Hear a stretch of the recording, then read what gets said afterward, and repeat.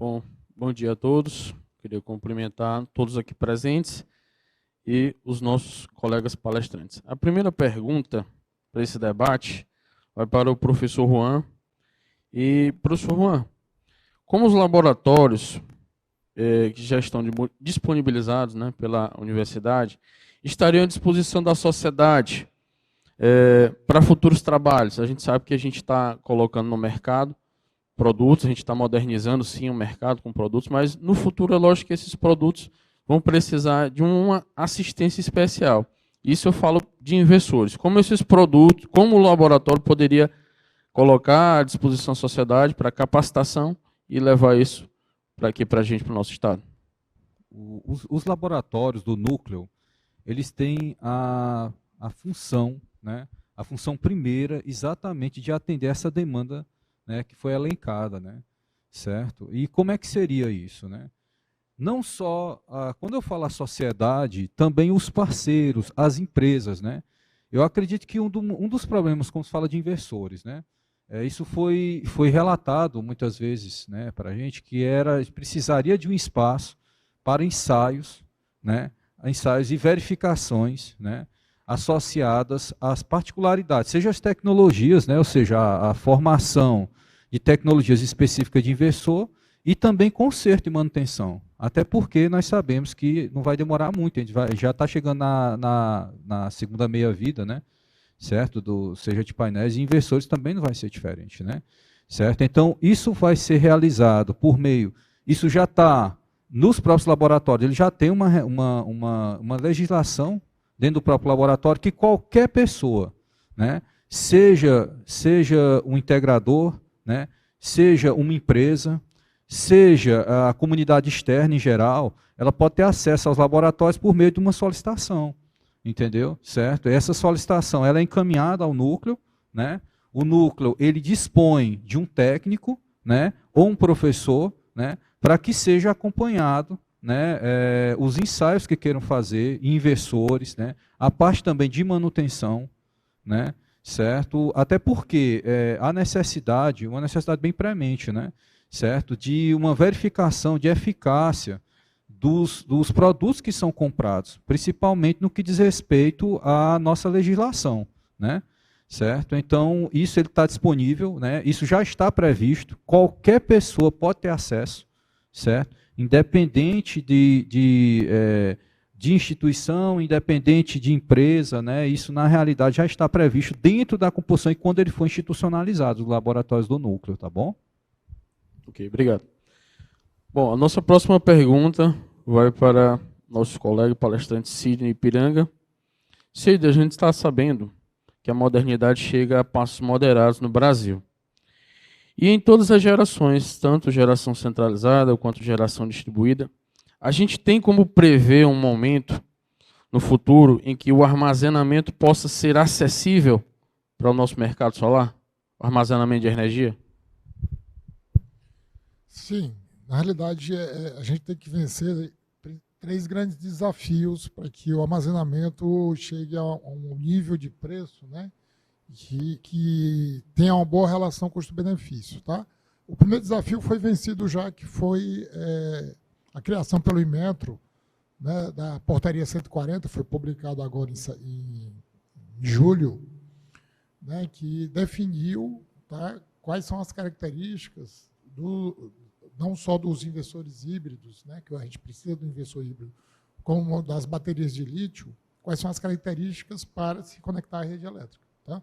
Então, precisava ter uma portaria do Inmetro para que esses equipamentos que vão ser importados sejam adaptados à nossa rede elétrica. Isso aí já foi feito. O segundo passo agora é a ANEEL regulamentar, tá, o procedimento da solicitação de acesso no sistema híbrido à rede. Por quê?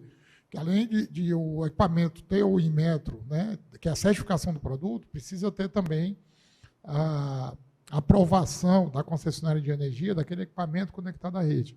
Isso a ANEEL não fez, está no radar da ANEEL para fazer no próximo ano, 2023. Aí nós vamos para o terceiro grande desafio, que é o quê? É conseguir colocar as baterias dentro do kit fotovoltaico, no que diz respeito às isenções tributárias. Tá? Tipo assim, hoje as baterias elas não têm isenção que os kits têm. Tá? Hoje você importa, né, o kit fotovoltaico, que seria o inversor e o módulo, praticamente IPI zero, imposto de importação zero, e na venda também tem isenção de ICMS do PIS/COFINS. Bateria não. Então, o que acontece? O custo lá fora da bateria está mais ou menos $100 por quilowatt-hora, aqui no Brasil é $250. Então, esse valor é por conta dos impostos e por conta do frete. Então, isso é que inviabiliza. Mesmo que isso venha a ser reduzido, a gente não tem ainda uma regulamentação da ANEEL, mas está previsto para 2023. Precisa haver agora, né, assim, que as entidades que defendem o setor, como a BGD, que também eu faço parte, a Besolar e outras associações, ela faça esse trabalho junto ao governo para que inclua o sistema de armazenamento na isenção também, para que possa incentivar essa tecnologia e a gente possa ter mais independência, né, no consumo e no fornecimento de energia. Vencendo esses 3 desafios, eu acho que vai ficar bastante viável, como já é lá fora. Tá? Como eu falei aqui, tem alguns países que de 10 kits fotovoltaicos, 9 já são com armazenamento de bateria. Para você ter ideia, para citar lá na Grã-Bretanha, se você tiver bateria até 5 kWh, você não precisa nem parecer de acesso. Você pode comprar um sistema de bateria doméstico numa loja, chegar em casa e fazer a conexão sem pedir autorização. Então, quem sabe um dia isso chega no Brasil também. Né? Bom, demanda nós temos, né? E aí, só para corroborar ainda com essa pergunta, os fabricantes ainda são em maior número internacional ou a gente já tem fabricante nacional das baterias? Então, os maiores fabricantes hoje são... Porque a bateria são, na realidade, uma conjunção de células. A gente pode fazer até uma comparação das baterias com o módulo fotovoltaico. Né? Por exemplo, o módulo você tem várias células que, geralmente, quem faz o módulo não necessariamente faz a célula, ele monta o módulo. Né? É claro que tem fabricantes de módulo que também é fabricante de célula, mas a maioria não. Hoje você tem uma dúzia de fabricantes de célula e fabricante de módulo fotovoltaico você tem 500. Na bateria do mesmo jeito. Hoje você tem meia dúzia de fabricantes de células. Né? Porque quando a gente vê uma bateria de 24 volts, na realidade ele tem 16 células de 3 volts. Aliás, de 48 volts tem 16 células de 3,6 volts, que é mais ou menos o valor da tensão de uma célula de lítio. Tá? Então, assim, quem é que faz essa célula? Tem uma dúzia só. Eles estão concentrados na China. Tá? A China hoje é o maior fabricante de células para baterias de lítio. Coreia do Sul e Japão, praticamente aí. Muita gente sabe, mas a Tesla tem uma fábrica gigantesca na Califórnia. Ele só monta a célula da Panasonic japonesa. Tá? Então, hoje, o maior fabricante de célula é a LG, que é coreana. Né? Aí depois você tem a Panasonic japonesa, aí você tem a Catri, que é chinesa. Então, esses são os maiores fabricantes de célula. Aqui no Brasil, nós temos já 3 fabricantes de baterias de lítio. Tá? Nós temos a Unicoba, que tem uma planta lá em Manaus. Na realidade, ela compra as células e monta, né, o box.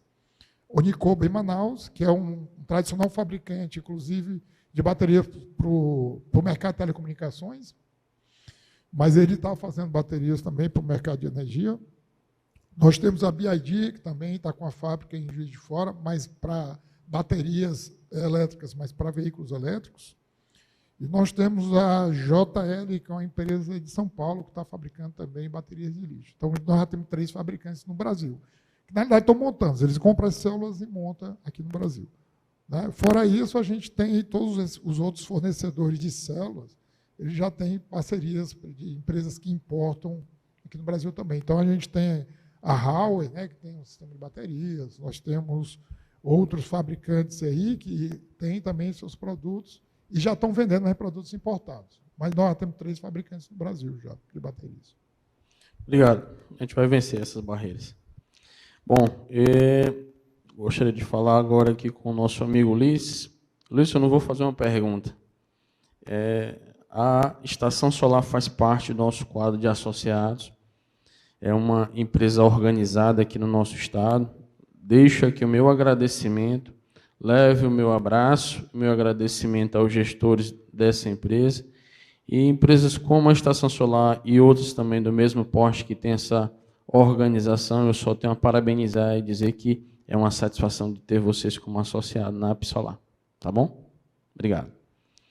E gostaria de deixar aqui essa última pergunta para o nossos palestrantes, Eduardo e Tiago. Bom, como a energia solar ajudou no crescimento da indústria, e a gente fala assim em números, porque a gente sabe que hoje o mercado está sempre atrelado ao valor do dólar, e essa variação gera um efeito nos preços dos produtos. Então, assim, eu falo do mercado de aço e de alumínio. Como é que esse efeito chegou para a energia solar? Como a energia solar chegou a beneficiar e como é que se deu esse crescimento?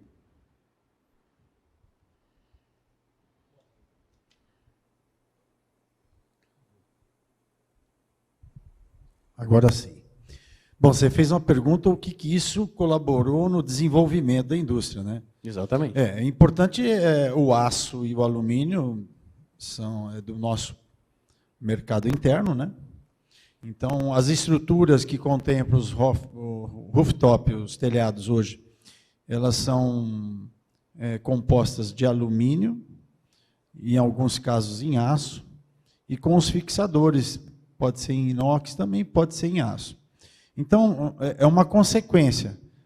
A escala aumenta, isso também aumenta, né? É um componente, né, que contribui nesse produto final. Então, quando você fala de uma ancoragem do rooftop, você traz todos esses componentes. Isso está em franca expansão, né? Porque cada passo a mais que a gente dá nessa escala, toda a cadeia é consumida. Nós, particularmente, sentimos bastante, porque a nossa indústria, a nossa companhia, dedicou-se, nesses últimos 7 anos, a esse segmento, e tem sido exponencial, porque o crescimento vem acontecendo, e a gente observa que, cada vez mais, o desempenho dos produtos estão sendo sempre balizados do que a norma sinaliza.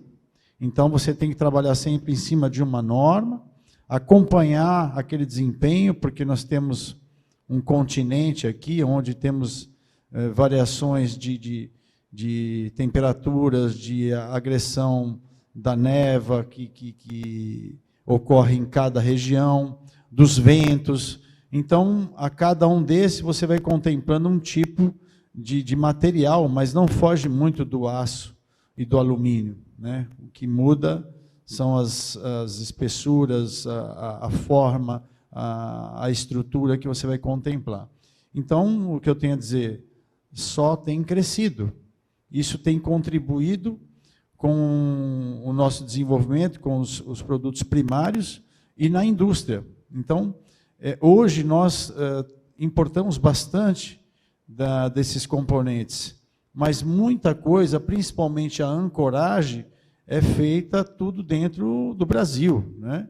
E eu penso que o industrial e aquele que empreendem tem que ter uma visão no mercado nacional, porque hoje nós dependemos de uma importação, mas se por algum motivo ou outro nós tivermos dificuldade, o nosso parque industrial ele tem que ter recurso e mobilidade. Eu lembro, há pouco tempo atrás, quando tivemos, no meio da pandemia, a dificuldade, principalmente dos produtos do Oriente, da China, a dificuldade com a navegação, transporte, logística e a própria fabricação, né? E parou parte do nosso sistema. E aquelas companhias que tinham ainda recurso de estar processando, conseguiram abastecer uma parte dessa demanda. Então, é importante nós termos sempre alguma coisa, mesmo que não seja o mais competitivo, mas você ter parte do sistema fabril dentro do nosso país. Então, industriais, não deixe de ter essa visão e essa vontade de estar processando também no mercado nacional, né? Essa é a posição nossa. É o meu entendimento. Ok. E também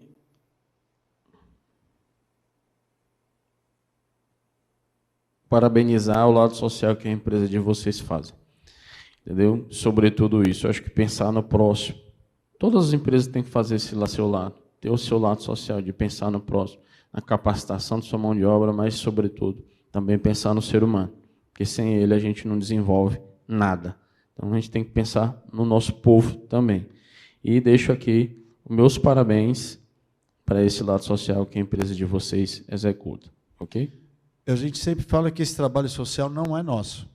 A partir do momento que a gente anuncia, esse trabalho social é de todos vocês, é seu também, né? Então, você tem que fazer uso e poder contribuir. E se não for com esse, que seja com outro. Mas o Novo Tempo já anuncia isso. Eu acho que no livro maior está lá implícito que esse novo tempo chegou. O certo e o bem tem que prevalecer, né? As coisas que são fora da regra, da lei, ou seja, o errado, não pode prevalecer, né? Há muito tempo atrás, eu diria pouco tempo, o errado era o certo. Então, aquele que era esperto e dava um nó no outro, ele era o esperto. Quer dizer, você faz tudo certo, contribui, cumpre as obrigações, você estava errado, você é o bobo. Então, as pessoas confundem muito bom com bobo. Ninguém é bobo. Você tem que ser bom na essência, fazer as coisas certas e multiplicar isso, né? Dar a educação aos nossos filhos, netos, porque na escola ele recebe informação, a educação sai de casa, né? Então, eu acho que é uma responsabilidade dos pais e, consequentemente, das empresas fazer alguma coisa, porque isso reverbera, isso volta para você. Você pode ter certeza. Então, aquele que fala, pô, você tem êxito, tem sorte, não é sorte. Você plantou aquilo, né? Então, você que está começando, novo integrador, que quer empreender, não deixe para amanhã, faça hoje, agora, faça o melhor, né? Não adianta você falar o certo e para o carro na vaga errada, faz tudo errado, isso não combina. Nós estamos num momento de rever as nossas ações, né? Isso aí é um trabalho, tem vários outros aí, mas está dentro da nossa reforma íntima. Eu acho que a gente tem agora a oportunidade de se manifestar, de falar, por enquanto, espero, e de transformar. Vamos em frente e valorizar esse país que é imenso e rico e muito bom. Bom, muito obrigado. Já encerramos as perguntas e deixo aqui o nosso agradecimento para esse momento. Vamos dar continuidade aos trabalhos. Pode se fazer a mesa. O Tiago não falou nada aqui, Tiago? Espera aí, fala alguma coisa. Pessoal, quero agradecer a presença de todos vocês, o evento também foi muito bom, e a organização também, os nossos amigos aqui na mesa de bancada. E eu deixo o convite para vocês, depois dar uma passadinha no nosso standzinho ali, onde tem os exemplos de telhado, passar lá, trocar um pouco de ideias, avaliar um pouco o mercado aqui local. Ontem conversamos bastante aí com alguns instaladores locais, onde pegamos alguns feedbacks para trazer produtos novos para vocês aqui na região.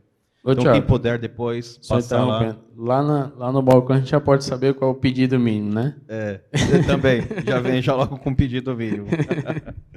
Mas é isso aí, pessoal. Muito obrigado a todos. Parabéns. Obrigado.